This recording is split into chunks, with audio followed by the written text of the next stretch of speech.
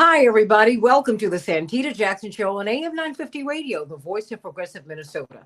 I'm Santita Jackson. It's a joy to be with you today as we begin to, or should I say continue, taking this election apart, disaggregating it so that we can understand all of the different parts that led us to the sum that gave us this whole that so many of us, we were just quite frankly shocked a week ago.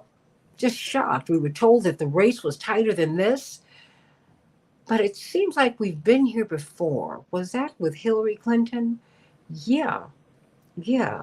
And up until the last minute, we thought that she'd won, and she did actually win the popular vote. But she did not win the electoral college vote. Let's talk about that. Let's talk about that. And there's an autopsy that was written, quite frankly, 8 years ago. That sounds as if it was written 8 hours ago. So I want to talk with Jeff Cohen about this, the co-founder of rootsaction.org, so that we can really just kind of dig down and find out where we were, where we appear to still be, and how we can move forward.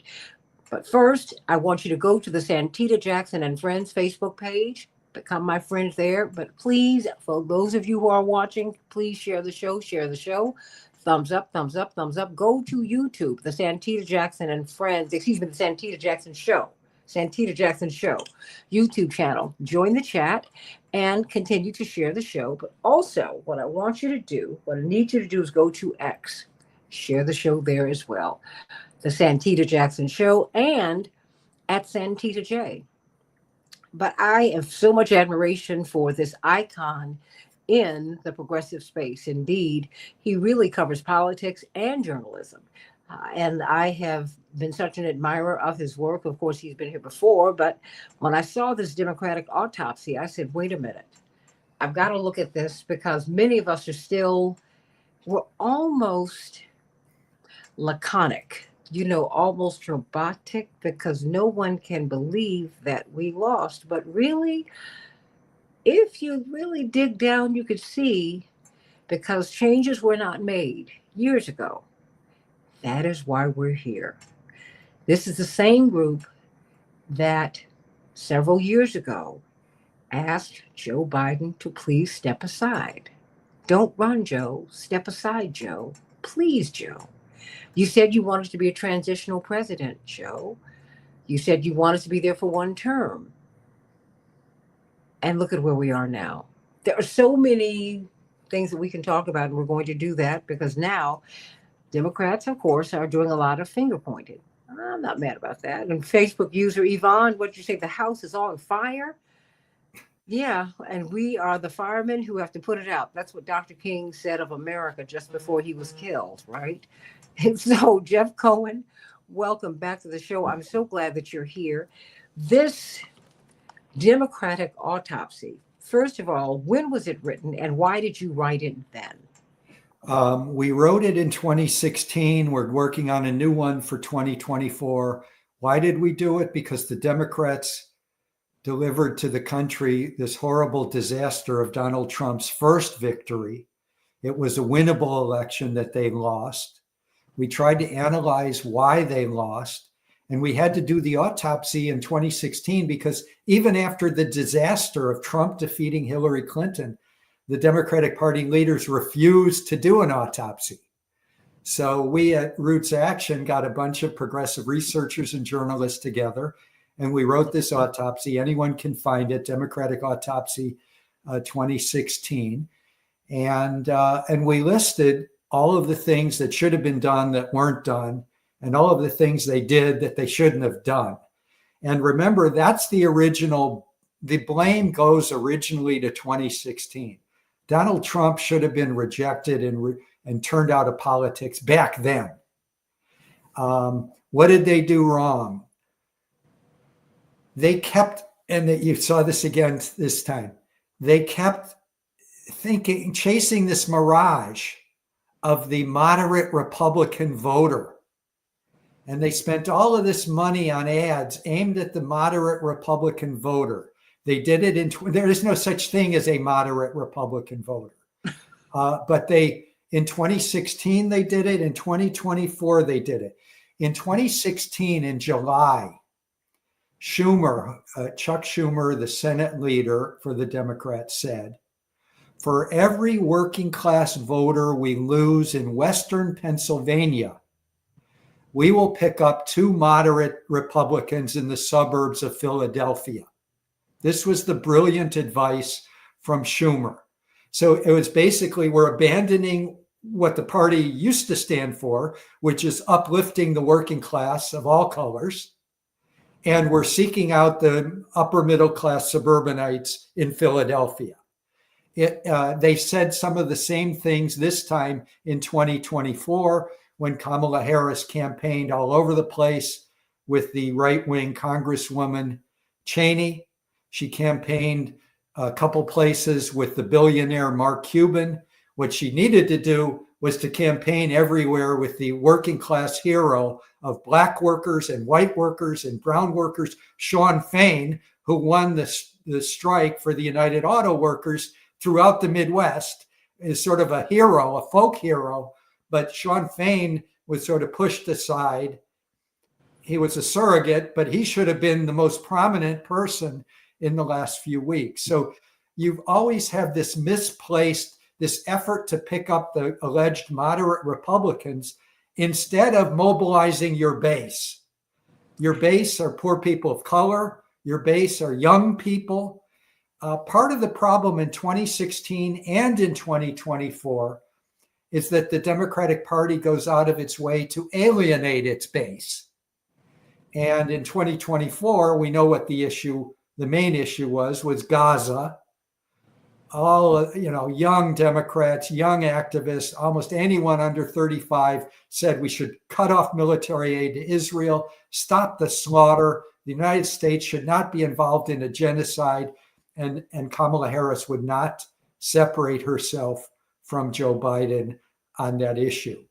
So, if you're going to mobilize your base, you have to deliver for your base. You can't be slapping the base in the face as they did over the issue of Gaza, where poll after poll showed the vast majority of Democrats, young people, Black people, wanted the arms stopped to go to that was going to Israel.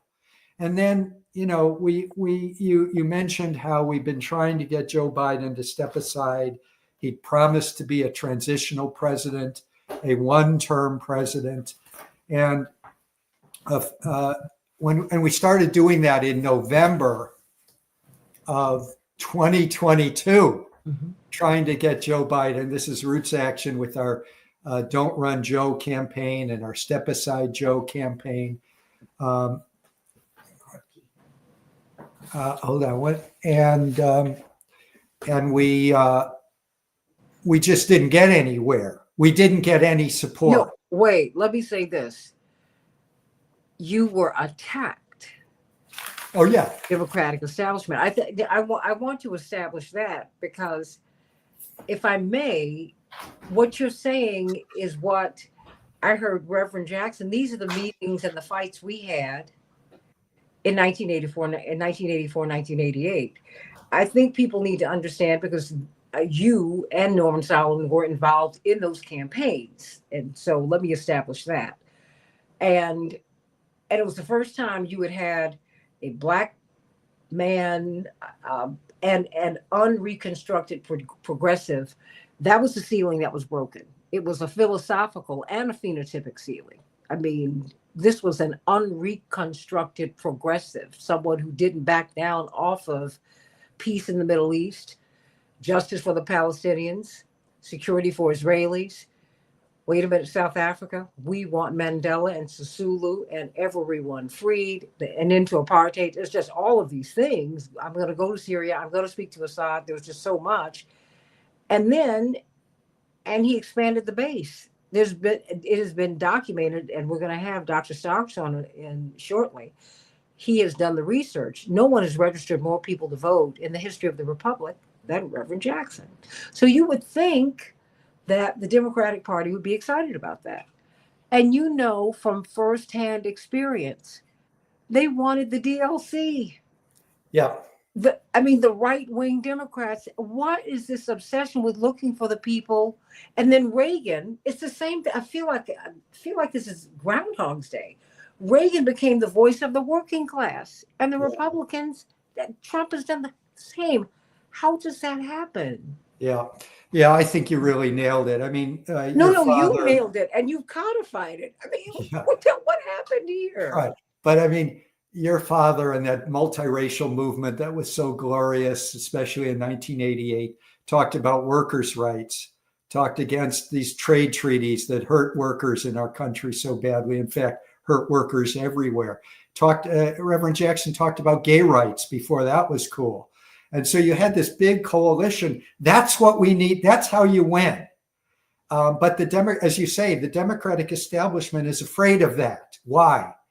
Because of their donors. It's the corporate donors that hemmed in Kamala Harris. The corporate donors have been so close with Joe Biden for his 30-year career, and the corporate donors always have breaks. You can talk progressive, but don't govern progressive. You can talk about what you're going to do and make promises, campaign left, govern right for big business. I mean, we made a list when we were trying to get Joe Biden to affirm his promise and step aside and make room for an open primary. This is what we wanted in 2023-24, an open primary where everyone can compete, where the base can make demands on all the candidates, and then unify behind a candidate that was democratically chosen. They refused to do that. But when you look back, this is a list we made of the promises that Joe Biden made on his 2020 campaign website or on the Democratic Party platform. They called for reducing military spending. Instead, Joe Biden increased military spending and then started giving all this money to Israel. End drilling on federal lands, Biden expanded it. Make community college free for 2 years, didn't even mention it again after the campaign ended.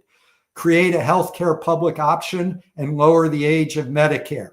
Instead, Medicare has been increasingly privatized in the last 4 years. Provide paid sick and family leave. Not done. And they wouldn't even, they sold out the railway workers who were on strike for exactly that. Provide high quality universal pre-K for all 3 and 4-year-olds. Not done. Provide Section 8 housing vouchers to every eligible family so no one has to pay more than 30% of their income for rental. Not done. Now, some of these things were included in the Build Back Better Act that Biden couldn't get done.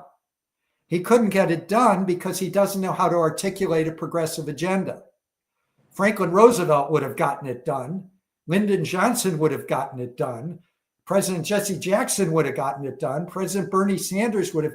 But Joe Biden just couldn't move Manchin and Sinema and these things that would have made working class people, whether they lean right, whether they're transphobic, I don't care what color they are, whether they're male or female, if you deliver for working class people when you have the government for 4 years, you win re-election.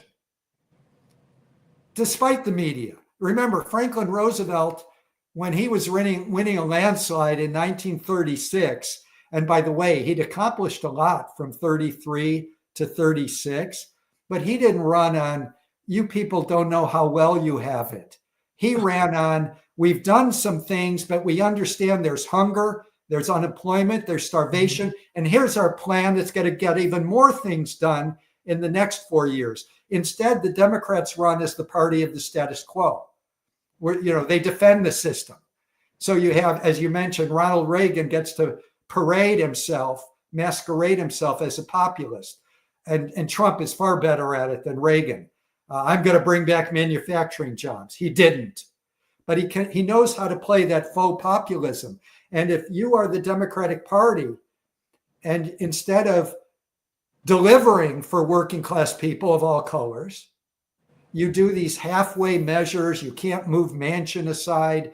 You remember Sinema is the reason they didn't raise the minimum wage. That was another broken promise. if you deliver for working people, imagine if they had lowered the age of Medicare from 65 to 55. And then you have millions of people. Wow, I'm on Medicare.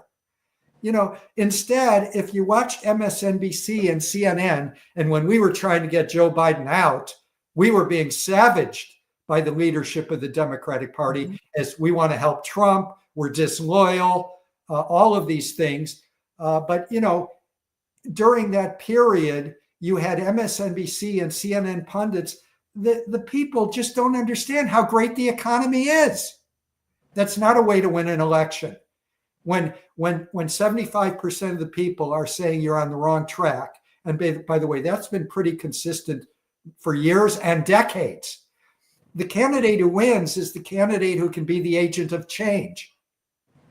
When there's so much dissatisfaction, so much anger, so much frustration, believing that the economy is rigged, and it is, against working people, poor people, middle-class people, in favor of the top 1%, you can't present yourself as, well, the status quo, we're doing some good things, and status quo isn't as bad as you think it is.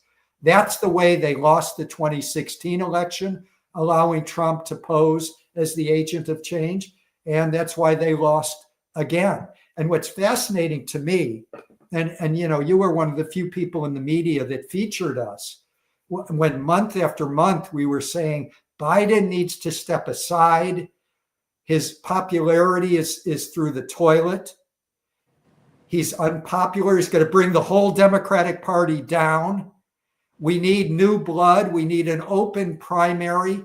The mainstream media wouldn't let us have that message be heard. And then the day that Kamala Harris lost to Trump, you're seeing banners on CNN, Biden being blamed. He didn't get out of the race soon enough. And I'm hearing what was her name? MJ Lee, a senior White House correspondent for CNN. Mm-hmm. The Harris people are complaining that Biden should have gotten out of the race much, much earlier, allowed an open process. Well, we sent about 15 different news releases to MJ Lee and everyone else at CNN, and they wouldn't put us on the air. We had to buy paid ads to get on CNN and MSNBC with the message that Joe Biden should not run, that we need an open primary process. What happens if you have an open primary process? You went through it in 1988. The base can make demands. You get to rub shoulders with all the different candidates. Mm-hmm. Jesse Jackson, I'm pretty sure he won Iowa or came close, won Michigan. Bernie Sanders won Michigan. It's a way to show that this is a Democratic Party that's standing up for working people, people of color, and young people. They wouldn't allow an open process. They didn't want the base involved. And so if you watch CNN, like a week or two before the election, in discussion after discussion, they would ask you're traveling with the Trump campaign, and then last week you were with the Harris campaign. What are they telling you? And the pundits and everyone would nod their heads that this was smart. Well, the Republicans say this is a base election. We're just working on turning out our base. The Democrats say this is not a base election. We're trying to win over Republicans. That's why we're with Cheney. They made the same mistake in 2024 that they made in 2016, which is diss the base, not listen to the base, and then not mobilize the base. And it's hard to mobilize a base when you haven't been serving them delivering policy wins for that base.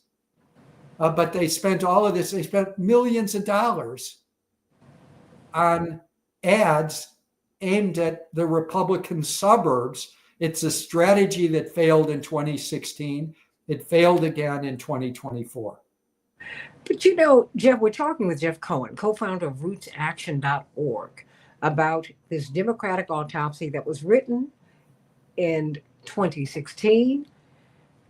They're about to come out with one for 2024. But if you read the 2016 document, it's as if it were written 8 hours ago, not 8 years ago. You're talking about a fall off in Black support for the Democratic Party and Latinos and working people in 2016. Yeah. You go through methodically. It's like there were no lessons learned. And my question for you then becomes, because I went back 40 years, it's the same thing.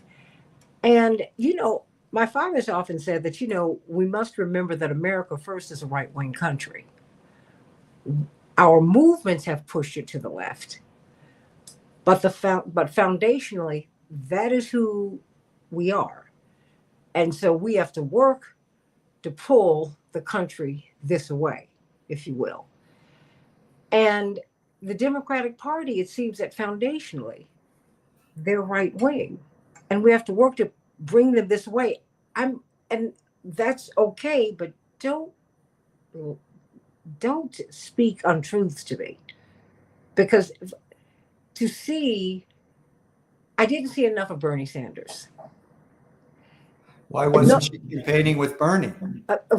See, my thing is, any two figures of the past over the past 20, 25 years have been able to, when they breathe, when they walk out the door, they pull 10, 15, 20, 30, 50,000 people. That's Donald Trump and that's Bernie Sanders. And we have seen this before. And we have seen the Democrats, the Republicans might not have liked Donald Trump, but they said, you know what, we're not going to fall in love with him. I'm not in love, but I'm going to fall in line. But the Democrats tried to bury Reverend. They tried to bury Bernie. And in fact, they took Bernie out in 2016. Yeah. And Bernie would have won. He would have won. Can you establish that, please? Yeah. I crunched the numbers. Everyone has, the 3 states that made the difference then. I mean, this time Harris didn't win any of the swing states, but the 3 states that Bernie likely would have won, it's a hypothetical, were Michigan, Wisconsin, and Pennsylvania, where he was so popular, where his rallies were massive. He beat Hillary in Michigan in the primary, Bernie did. So, but again, that was the original sin, was allowing Trump to get into the White House in the first place. Mm-hmm. And Trump has been able to mobilize based on fear of trans people, fear of immigrants.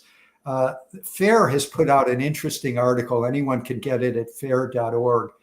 That the reason Trump is able to win over not just white working class people, but other working class people is based on fear. And that's what the media sells. So whether it's middle of the road media or right wing media, it's this idea that there's a crisis on the border, that the immigrants and trans people and the bathrooms and crime is up. You constantly hear that. Crime is actually down. And crime is a horrible problem. But, Trump lies about it and the media feeds the fear. Why? If you watch local TV, if it bleeds, it leads. Yeah. So you have a corporate media system that's based on fear. And then you have this politician, Donald Trump, who's only got fear. He doesn't have policies. He doesn't have answers. All he's got is, I can tell you who to blame. And it's not billionaires like me. It's the immigrants. It's the criminals. It's trans people. That's who you have to blame. And with creating all this fear, on the tail of a corporate media system that thrives on fear, with the Democrats just saying, we're not Trump. That's not enough to win an election. They did it in 2016.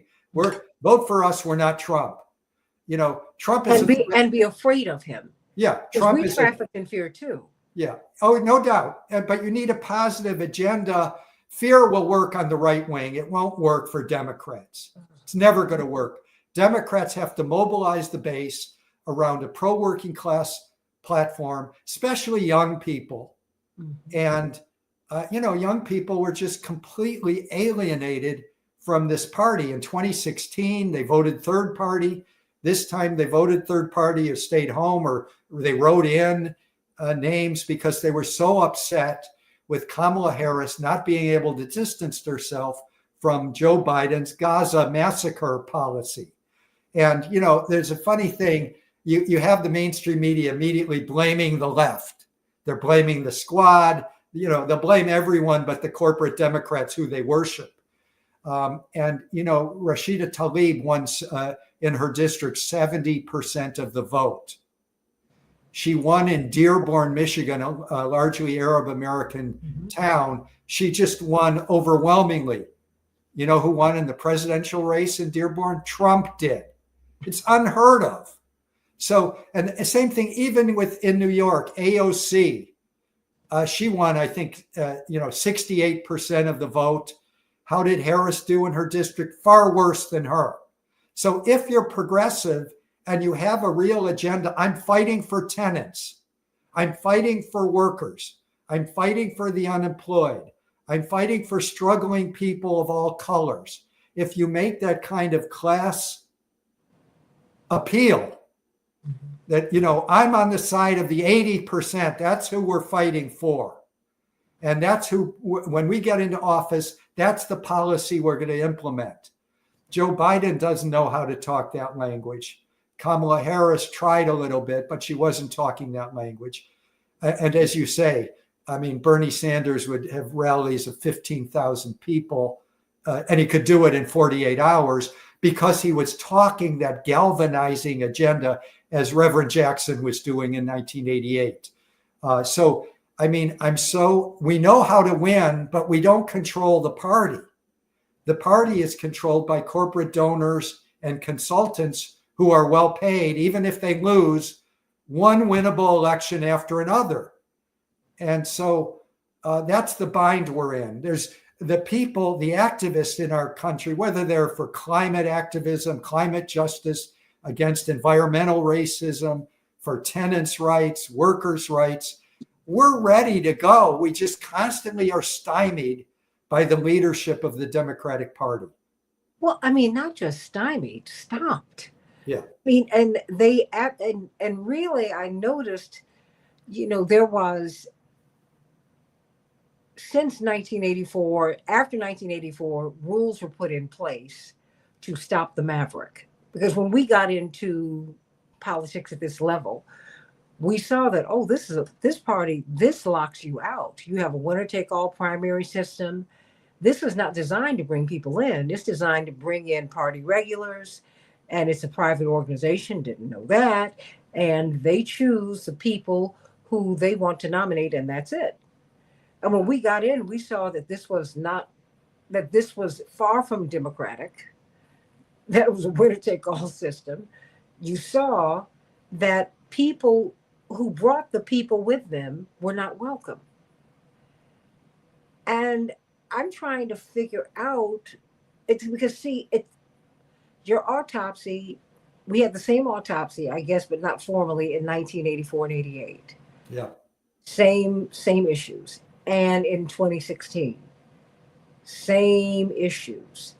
And in 2024, I found that a lot of young people, for example, were profoundly offended by this emphasis on the celebrities. And now we're finding out that these celebrities cost the campaign millions of dollars. They were paid endorsements. I mean, how does that happen? And then you have, and the whole process, I think, and you can explain this to me, I think that I was always, it never set well with me the way,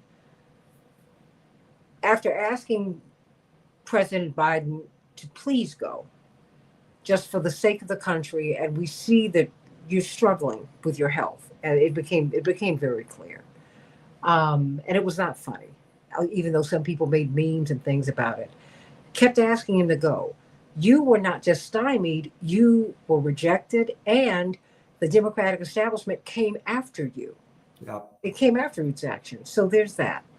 So we go from that to, out of nowhere, now the stories are coming out that Joe Biden was so angered by the fact that there's a very big black media website, Media Takeout. They published today, they said, look, now we're hearing that Biden decided to put Kamala on to spite the people who pushed him out, which makes sense. And she was scrambling to pull a campaign together because we forget just how unpopular that team was. Yeah. You Well, know, she couldn't shake off throughout Don't Run Joe, Step Aside Joe that we began in November 2022. It was clear that the party, the idea of the Democratic Party, was more popular than Biden. That, if you just generic Democrats versus Republicans, people looked at the Republican Party, the swing voter, even the low information voter, and they saw a party that was extremist on environment, extremist on race, extremist against abortion rights, extremist on climate, guns, just a gun crazy party. That generically, Biden, Democrats were much better than Biden as the head of the ticket. And so to go from Biden to Biden's vice president, one of the few things that Trump said that wasn't a lie was, well, you've been the vice president all these years. Why haven't you done these things? And, she's scrambling to come up with some policy things. But if Joe Biden had implemented, I read the list, implemented even like 1/10 of his promises, some of which were wonderful. Mm-hmm. The average working person, the so-called low information voter, the swing voter who goes, their lives would have been better. And if you deliver for working people, they will reward you at the polls. They'll come out and vote, and they'll vote in your direction. They did not deliver enough. And then we get Kamala Harris, who's got the albatross of Joe Biden that she's carrying on her shoulders. What we needed is what Roots Action called for, which was an open process where the base of the party would get active. Some candidate is going to win, the party unifies, and they have turned the page. Kamala was trying to pretend, well, let's step into the future with me. And people are saying, but you've been the vice president all these years. So it was sort of untenable. And we have this problem. Why did Obama do so well? I mean, he presented himself, I'm the agent of change, mm-hmm. Open change. And in a society that's so rigged for the top 1%, where wealth and income is gushing upward as the middle class, the working class is struggling, and the people in polls keep saying we're on the wrong track. Whoever can present themselves as the agent of change wins. It's happened repeatedly. No, I mean, with Occupy, Tea Party, the collapse of the housing industry, after all of that, he stepped into the breach. Yeah. Well, and, like the housing, there's so many things that needed to be done around housing that Biden and Harris administration did not do. There were so many things around simply raising the minimum wage.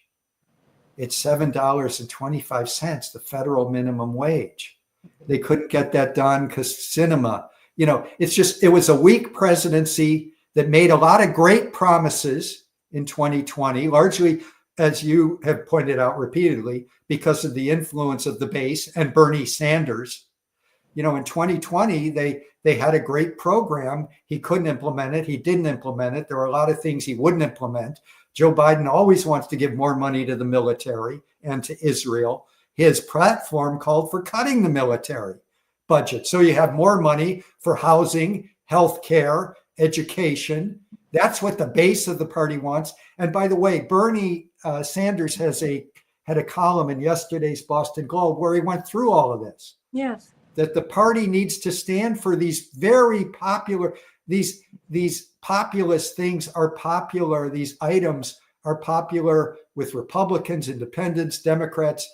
And yet we always have this attrition where we have a Democratic Party leadership and its consultants trying to win over these imaginary moderate Republicans instead of delivering for working people and running on a majoritarian, here's what I'm going to do for working people of all colors, of all genders, of all sexual orientations, those universal concepts that Reverend Jackson campaigned on in the 80s and Bernie campaigned on. It's just something it's a winning way. Imagine if you could do that when you have the nomination of the party And you have the apparatus of the party. Jesse was constantly pushed down by the leadership, just like Bernie was. But imagine if a Bernie had gotten the nomination in 2016, or if in 2024 they'd opened it up and someone else, maybe a senator or a governor or a congress member, got the nomination, unified behind this new agenda. It would have had some, it would have seemed authentic that these are the agent of change. I can trust. People wanted Bernie to run in 2024. Yeah. I mean, and let's not talk about health. He had a heart attack. Yeah. People don't even remember that. We don't care. It's like, are you feeling good now? Yeah. Okay, good. Let's go. Bernie is still so vibrant, and Biden has been fading. But I mean, again, Biden was always a corporate politician. Yeah. He got a little better than some people expected because he had to accommodate the huge Bernie movement with the 2020 platform. He just couldn't govern in that way. It's this idea where you campaign to the left and you govern to the right and for the corporations. And it leads you to defeat.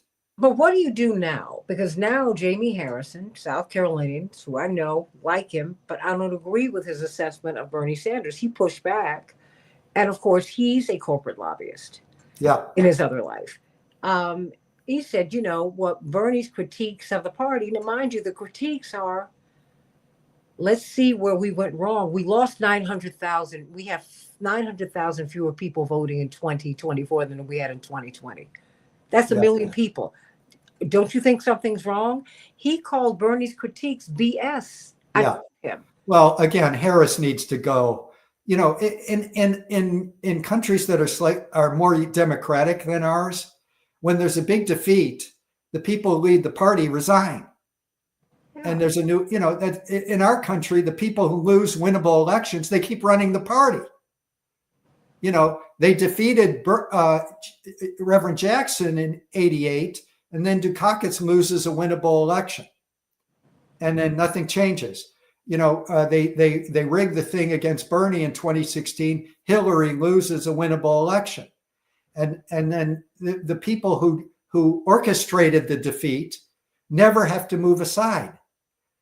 They get to keep on running the party. That we need a new leadership at the Democratic National Committee, and we need a whole new leadership at the state level. I mean, but here's the problem. So many young people are so alienated from the Democratic Party that they didn't vote, or they voted third party protest, or they, and they can't stand the Democratic Party. They see it as a party of war and promises unfulfilled.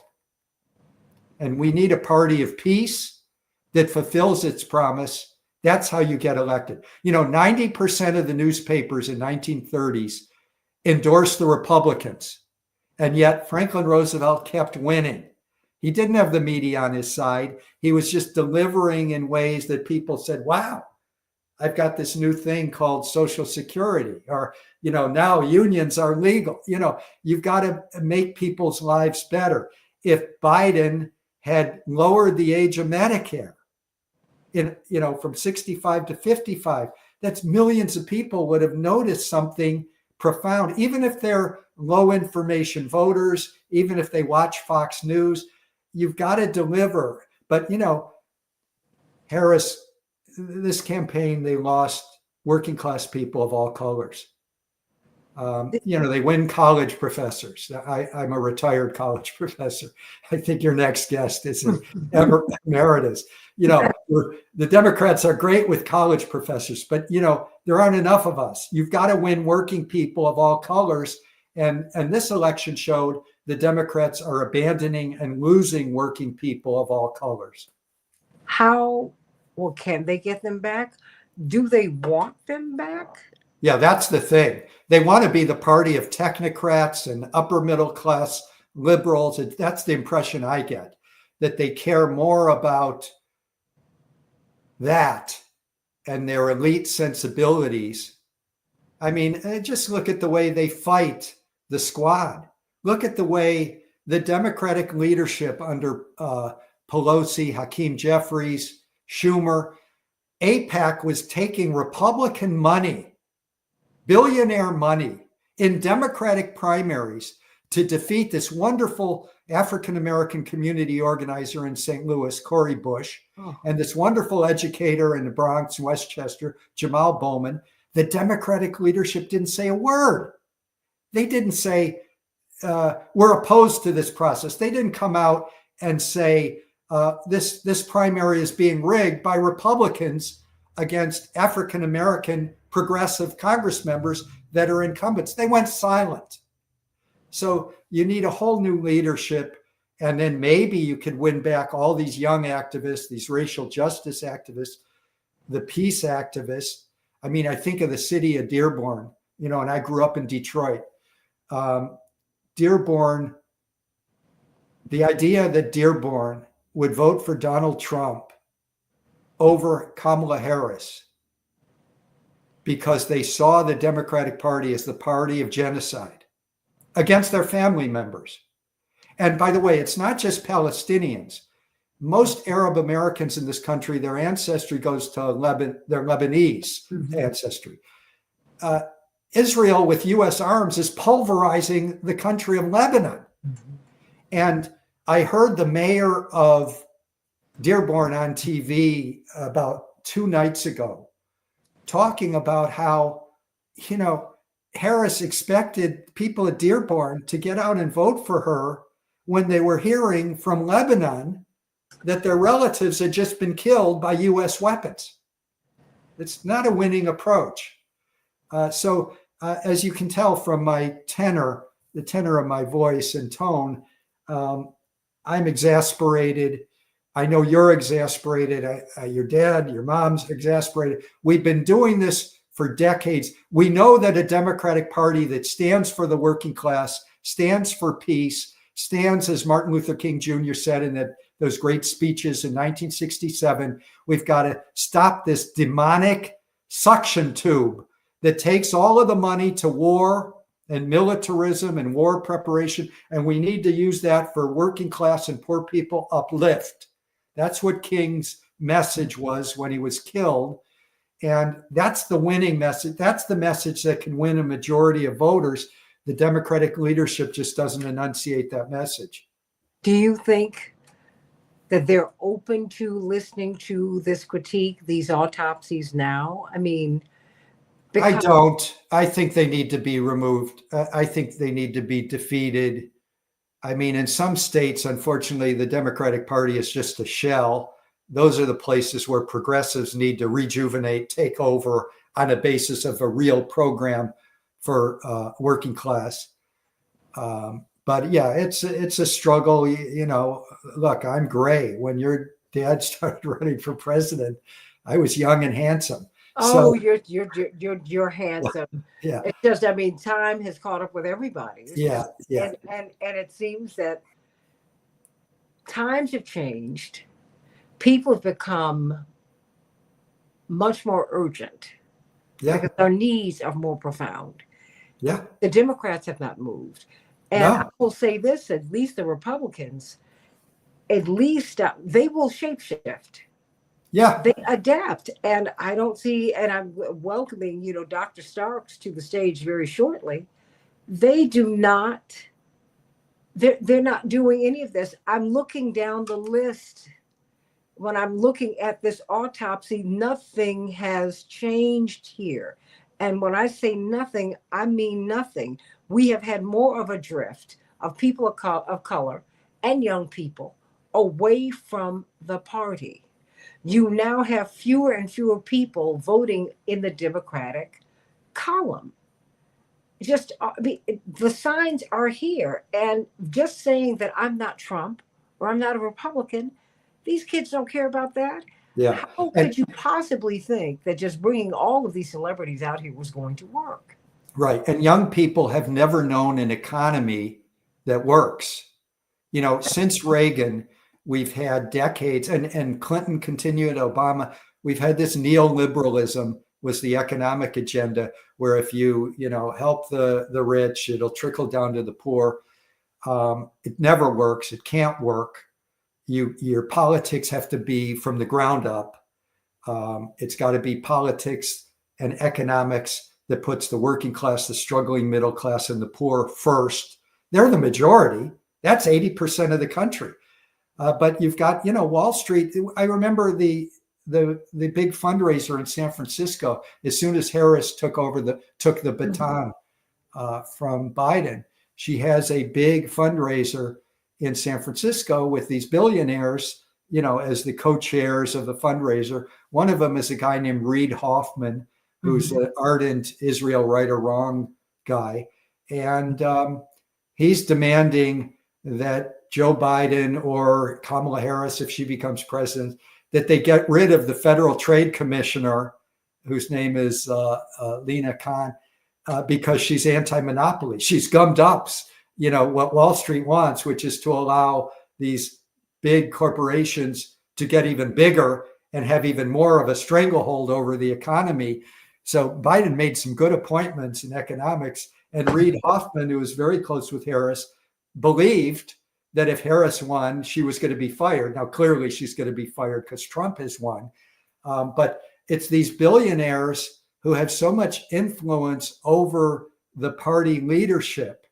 And when Biden first got into the race for president back in 2019, he went to this famous fundraiser at the Carlisle Hotel, the historic Carlisle Hotel in Manhattan. And it was with his big donors. And because of party activists demanding that when there's a private fundraiser, you have to let one pool journalist into the private fundraiser to be able to report on what's being said. And what did Joe Biden tell the Democratic donors in 2019 when he began his race? He said, one thing you guys won't have to worry about is your income levels will not decline. And then he is, according to the pool reporter, and he said, nothing will fundamentally change. And that's exactly what working people and young people want, and people of color. We want things to fundamentally change.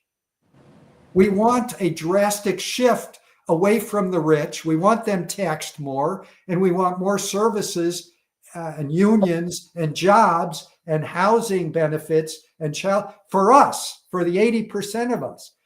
That's the winning message. But you can't have that message if you're going to your donors and you're telling them nothing will fundamentally change. Don't worry, your income levels will not decline. What do you want us to know going away? As I bring Dr. Bob Starks onto the stage, I want him to. Yeah, I'm going to have to leave. I honor you, Dr. Starks. I think people got to put their faith in nonprofit activist organizations, whether it's Rainbow Push, whether it's Roots Action. Right now everyone needs to firm up these activist organizations that don't go away and continue the fight. No matter who's in the White House, we're going to continue to fight at all of these groups. If you're concerned about media bias and how media just peddles fear of immigrants, fear of Black people, fear of criminals, fear of trans people, go to fair.org. No. And you'll see a critique of the news media, and not just Fox News. They're not the only problem. The mainstream media also peddles fear, and that helped Trump win. I'm going to have to take my leave. Sending you so much love today. Okay. Jeff Cohen, Roots Action, cannot wait for the 2024 Democratic autopsy. I mean, because it's on life support, and I think that they know, because there's a lot of finger pointing, but you're not trying to fix the blame, you're trying to fix the problem. That's right. And so thank you so much for that. Jeff Cohen, co-founder of rootsaction.org. Give them your support. Dr. Robert Starks? Yes, ma'am, Santita. What do you make of what you just heard? I got about 5 minutes for you before you and I switch over to the next hour. I mean, it sounded like what you've been hearing down through the years, is it not? Absolutely. I agree 100%. It's the same old horse that we've been riding on, that Democratic Party horse. Yes, we need some change. But let me ask you this. I mean, because when you lose, I was just reading before I came on the air that 900,000 fewer voters, for example, voted in the state of New York on the Democratic side, alone. That's That's a lot of people. And Yep. people didn't just sit at home. This was their form of protest, Dr. Starks. Mhm. I mean, people are really frustrated. I know Jill Stein, according to the latest numbers, got more than 670,000 votes nationally, as did John Kennedy. Excuse me, Robert Kennedy. That's still 1.35 million votes. That's a lot of people. And Yes. those are the people who, because you had to type in the write-in. It takes a lot of energy. And people had just, you have a lot of folks who did not hear, oh, but Trump, oh, but Trump. And if you don't want Trump, people don't care about that. People are now, they've had it. The people of Dearborn, whose families are being blown to bits in the Middle East, Yep. you can't tell them. You can't sell this to them. What do you want us to know? Wrap this up for us before we go to the next hour. Well, you're right on the money. We can't fool people anymore. I mean, people are, you know, you got social media, you got television, you got people speaking, plus you have people who are suffering and they're expressing that and they're not going to take it anymore. So the Democratic Party has to change, absolutely, or else we're going to continue to lose. And and I think what will happen is we will continue to lose people. And you know what? Well, things do change. They can do and must change. Who knows? Now might be the time for yet another party. I can't call it a third party, a second one, because the Republicans and the Democrats really uphold corporatism. And that's not where Americans are. The minimum wage is too low. What did they say? The rent is too high. People are struggling. Dr. Robert Starks, Professor Emeritus, indeed one of the nation's preeminent political scientists. He joins us in the next hour on the Santita Jackson Show. We're taking apart this election as Dr. Starks would have us do. He's holding class for us today. So that we can, well, no, that's what you do. I mean, I've known you practically all of my life. Absolutely. And you have a didactic approach you had that to us as children. You would always ask us questions. So we walked away pondering and thinking and saying, you know what, I got to read. And we need to read the tea leaves here, everybody. So please go over to the second hour of the Santita Jackson Show. In fact, we're going to be doing this for 3 hours because we need to know, because now there's a lot of finger pointing. People are fixing the blame, but they're not fixing the problem. Here, we're going to not blame people. We want to hold folks responsible, hold them accountable for what they did not do and what we need to do. Lamont, I promise you, on the other side, you said Roland Martin said that Bernie would not have won. He was very anti-Bernie. He was anti-Bernie. I was shocked at his vitriol for third parties. Well, I mean, some people don't sign on to third parties, but I tell you what, don't count anyone out who, when they blink, when you get a rumor that somebody's going to be there, that 10, 15, 20, 50,000 people show up. You got that right. Only two people over the past 20 years who've been able to do that are Bernie Sanders and Donald Trump. 20 years before that was Reverend Jesse Jackson. Each time the Democrats have had that kind of energy, they have tried to tamp it out. So there you go. And we let Bill Clinton get by. And now we look at his policies and say, wow, NAFTA cost us. We look at some things that Barack Obama did and we go, wow, that cost us too, like Africa. Right. Mark Gaddafi. So come on, everybody. Let's work this out. Go over to the Santita Jackson Show. Dr. Robert Starks will be joining us along with this tremendous panel. Back with just a few more minutes with much, much, much more of the Santita Jackson Show.